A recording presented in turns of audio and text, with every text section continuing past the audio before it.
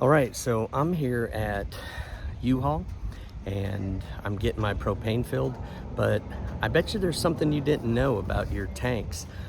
We didn't know this, but people told us about it, so let me fill you in.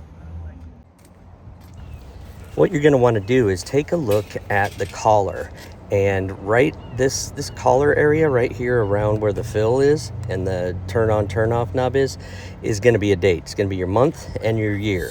Now, it's important to know this.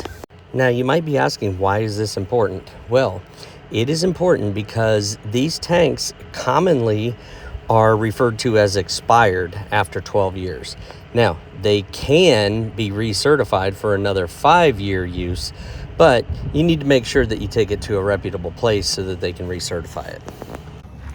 So since it's cold and the next time that you need to go get your propane filled, make sure you check those dates. They could be a lifesaver, or you're going to be in for a big surprise and expense once you get there. And they may not even fill your propane tank for you. They may not even have a propane tank that they can sell you. Appreciate it. And if you need more honest RV life tips from the road, make sure you check us out.